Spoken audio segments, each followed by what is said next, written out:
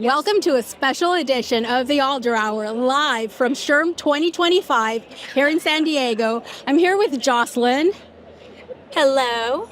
Matt took the day off. He's on vacation. He abandoned us, but he'll be back sometime, or maybe not. This show is part of the Purple Acorn Network, and this is what we do. We come to events, and we give you the latest of what's happening in HR and TA world.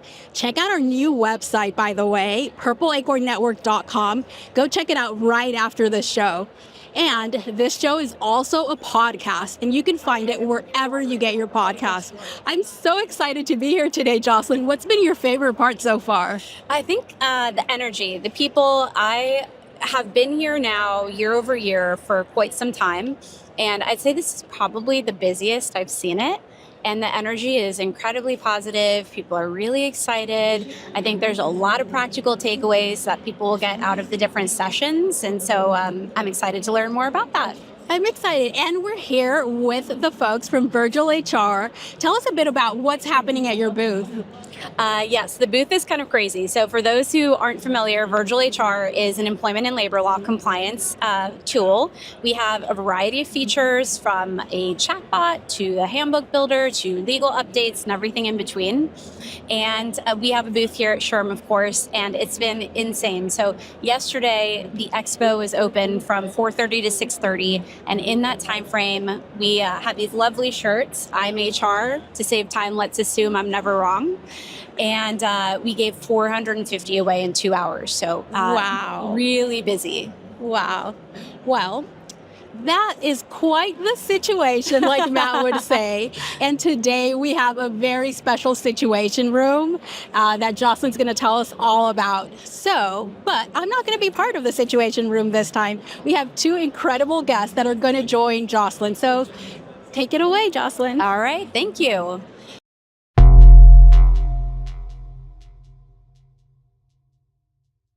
All right, so the Situation Room, I have the amazing Ben Madden. Ben, welcome. Thank you. Do you want to just very briefly tell the audience who you are and what you do? Sure. My name is Ben Madden. I'm the owner of HR Action, a HR consulting firm based out of Washington, D.C., but supporting clients all across the U.S. Great. And Gina, thank you so much for joining. I appreciate it. Do you want to introduce yourself? Love to. So I'm Gina. I am with Mariani Landscape, one of the largest growing residential landscape companies, as a regional HR director. Excited to be here. Thank you. Fantastic. Thank you so much for joining us and representing VirgirlHR. I can't fix it, but I can document it. I'm all about the HR shirts. It's how we help people come talk to us and not be scared of us. So it's amazing. Thank you. Great. So we chatted a little earlier about kind of the situation here. So the two of you know, in the Situation Room, we generally talk about a certain situation that's occurred and maybe how HR can handle it in the future. In this case, though, we're going to talk about conference etiquette. So everybody knows the do's, but what about the don'ts? So any stories you have about maybe questionable things that people have done at a conference that we might not want to replicate again in the future, and perhaps what HR can do to mitigate that. And, maybe even if it's HR themselves, what can we do to be prepared when we go to a conference? I mean, my favorite is just going out when, after all the conference is done, you see all the people wearing their badges out and doing all the things that you wouldn't necessarily have your name out there on, whether it's getting sloppy drunk or otherwise, or, being a little too aggressive after a couple of drinks and being extra flirtatious with somebody when you're not at home is certainly stuff that I've seen at many of these conferences, and unfortunately, certainly here at SHRM conferences. How about you, Gina? Well, I doubled down on that, but even more than just how you represent yourself, in those situations, you could start sharing information that you shouldn't be sharing. I've had that happen with other leaders, and they've been very loose with what they're telling, and it comes back to be a problem on the backside. So just make sure to keep things confidential, even when you're having fun. Absolutely. And you know what? I will tell you something. I'm not going to say when, but at a SHRM conference, out and about in the city, I saw somebody with a badge, SHRM badge, buying drugs. Mm-hmm. Yeah, their name is right there. The name of their company is right there. And I was shocked. And so here's the thing, right? Everybody thinks, HR, you think about how you act at a conference. And certainly, yes, we need to be professional nonetheless and be prepared for these conferences. But we're not the only ones coming to these conferences. We have sales people, marketing people, maybe product people, all coming to these conferences. What do you think we can do as HR professionals to prepare our employees for coming to a conference setting? Certainly, letting them know that you're still a representative of your organization when you're out. So, having folks who are wearing your corporate logo and causing mischief or anything else, you're still a representative of that organization. So, certainly telling them to keep that in mind. I had a boss who told me once that nothing good happens after 10 o'clock. That's probably a good rule of thumb to remember when you're at conferences. Fair enough. How about you, Gina? I would agree, but also I think, especially if you're new to going to a conference, really figuring out what you want to learn and what you're going to bring back to the organization. As an HR, you want to be showing that ROI of why spending the money to bring you here is so important. And then as your name on vendors can choose not to work with you too. So you want to be representing on both sides of that and really know what you're heading for. Absolutely. And I'll say too, just because employment and labor laws are bag at VirgirlHR is the legal implications that come with the way one behaves in a more social setting. So I think people's guards come down a little bit at these types of events. And so they might behave in, a more flirtatious way. For example, we're still working. So is that sexual harassment? It very well could be. You can start having these legal implications. So educating your workforce is really critical. Ben, Gina, thank you so much for joining us today. It was a pleasure. Great to see both of you. And hopefully we have you back on the show again. My pleasure. Appreciate it. Thanks so much.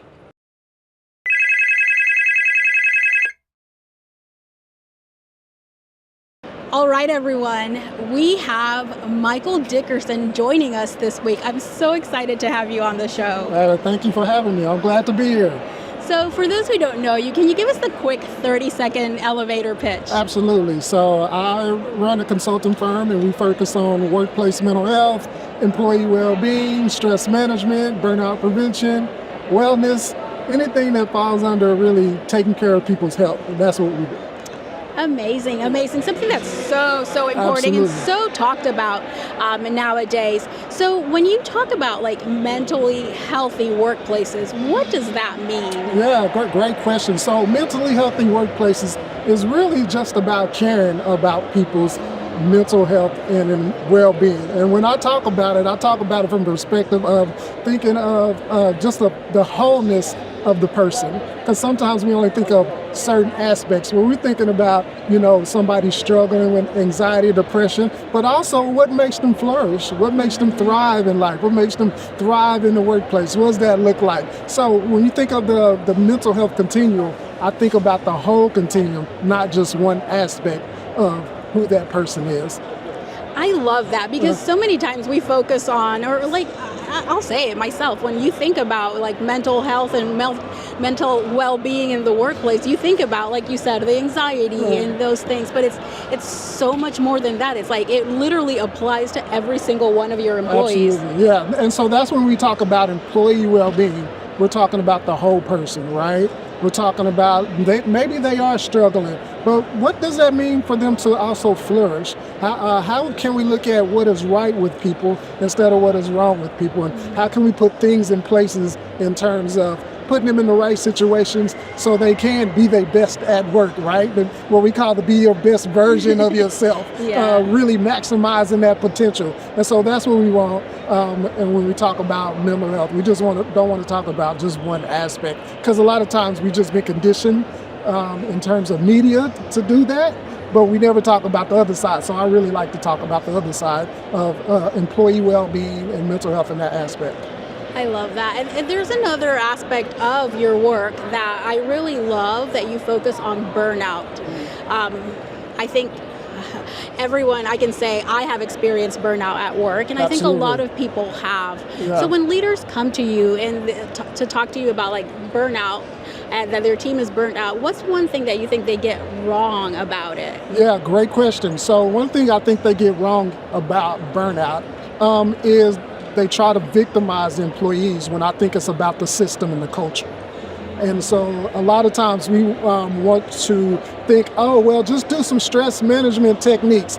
Well, I can go and do mindfulness at lunch, but that won't do anything for me if I got to go back into a toxic culture, right? Or a toxic team. And so I like to deal with systems and cultures because I think that's important, that you create systems and cultures to create people that can thrive within those systems and really deal with that instead of saying, oh, you know what, you stressed out, you burn out. Here's some techniques to fix that, but you know what, we want you to come back in this very toxic culture. So systems and cultures is what I talk to leaders about, and that's important. So how can we create healthier systems and healthier cultures for people to be able to thrive in? I love that. And I just met you yesterday, but I just knew we would have like similar topics. I always tell people, and I've said it on the show before, you can't namaste your way out of a toxic culture. Like you literally can't. I mean, you can try. I'm sure people have tried and done a lot of namaste, but they figure out real fast, like the next day, like this is not working. So a new like thing, what everyone's talking about is how like flexibility and remote and hybrid work is like the way to address like employee well-being issues. Is it really? Yeah, so there is some data, some great research on that. And so it's interesting that you say that because one of my presentations this morning was talking about Gen Zs. And one of the strategies is that Gen Zs really prioritize flexibility, but they also want to be able to make connections. So here's what we know. We know when you actually research and you get the data, the hybrid model is the way to go. So that means 2 or 3 days in the office and then maybe 2 or 3 days doing remote. But yes, flexibility, hybrid model is the way to go for any organization in terms of really prioritizing employee well-being and mental health. And so it's just clear that the data say that when you talk to your employees, everybody wants flexibility. People are taking less money for more flexibility. That's just the reality. That says a lot because if someone's taking less money for the flexibility, that's really something that companies should be listening to. Yeah, absolutely. So when you talk to companies and you tell them that, how is it received? It depends on who you're talking to, right? Yeah, and so one of the big advice I give when you're trying to talk about decision makers, because that's what we're talking about, right? Those who make decisions. Decision makers look at ROI, so they want a return on their investment, right? And so they're very bottom line people, and I get that. You're running a company, you're a CEO, you're a CFO, you have an organization you're running, you're looking at bottom line, I want a return on my investment. That's just a reality. So you send a lot of data, you show a lot of research, you say, here's what's working, we do benchmarking, here's what other organizations are doing to show that it's effective. And so that's what you got to do. We want to show evidence-based things and show that it's effective to leaders. Amazing. So people are listening, and what if they are like, okay, I'm sold. I'm ready to really address employee well-being in my workplace. What's one thing they can do this week to start moving the needle in that direction?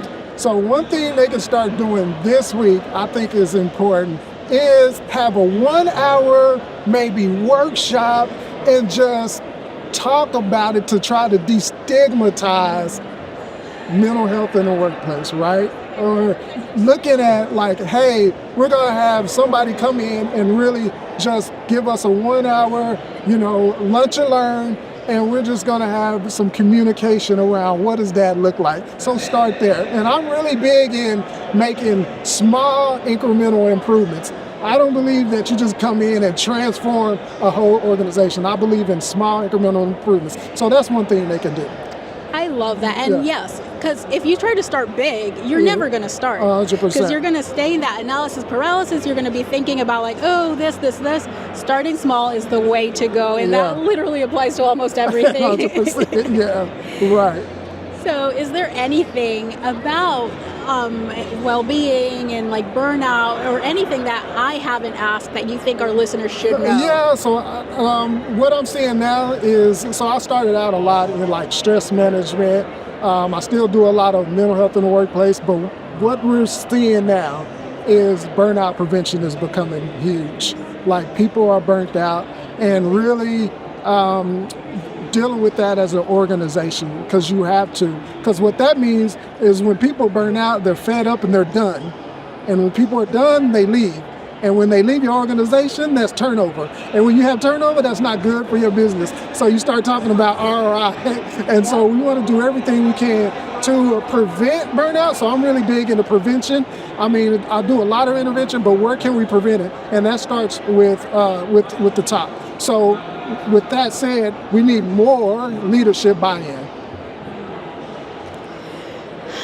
What can HR pros that don't have leadership buy-in do to start getting that buy-in? Yeah, so it goes back to what I stated earlier. When you're with a decision maker, when you're with those who are in leadership, we got to start with what the evidence says.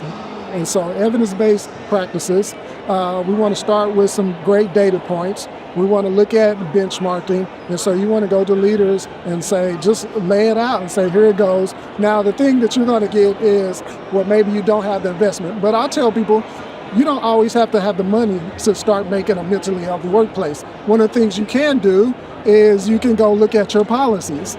And do we have a flexible policy within our organization, right? Do we have a hybrid model?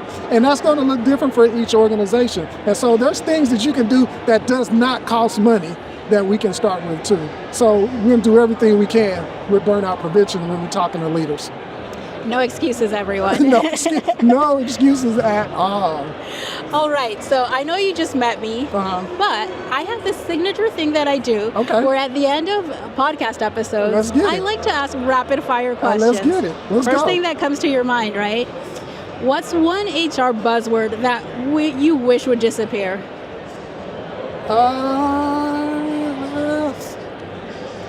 One HR buzzword, quiet quitting. It should go away for sure. Why do you think so? I just don't like the term. All right. Yeah. Next one. Weirdest thing you've seen happen at an HR conference? Weirdest thing?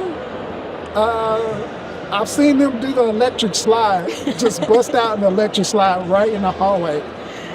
Yeah. Unprovoked? Unprovoked. It's just like everybody just started doing electric. I guess they want to get the energy going, and they just busted out into electric slide.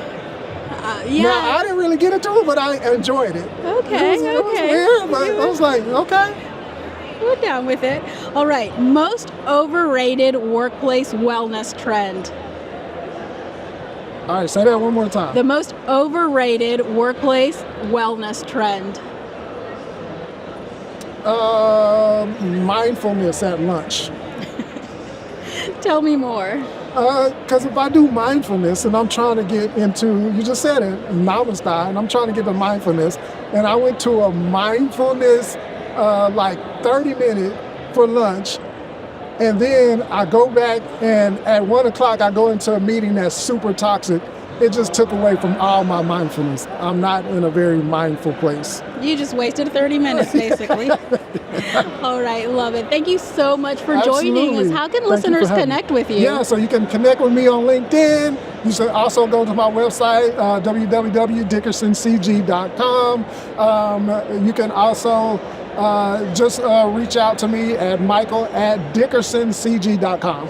All right. And I actually lied. I have one more question. Sure. And this one's for the Okies because we both live in Oklahoma. Yeah. All right. Now I'm a Thunder fan, so you gotta take that one. The Thunder, I'm not going to talk about the Thunder today. Okay. Let's talk football, though. Football, let's go. Boomers or Cowboys? Oh, we Popes in my house. Oh, no. This is a problem. Yeah, this is a problem. This is a problem. Yeah. No, not really. When I first moved to Oklahoma, people would ask me, and I was like, I don't know. I like the red one, so Boomer. Yeah, we guns up. So let's go. For those of you who are not from Oklahoma, this is a thing. You meet people. The first couple of things you ask is what football team you like, and that decides if you're friends or not. Absolutely. But we still gonna be friends. We're still gonna be friends. All right. Thank you so much for joining. Absolutely. Thank you for having me. All right.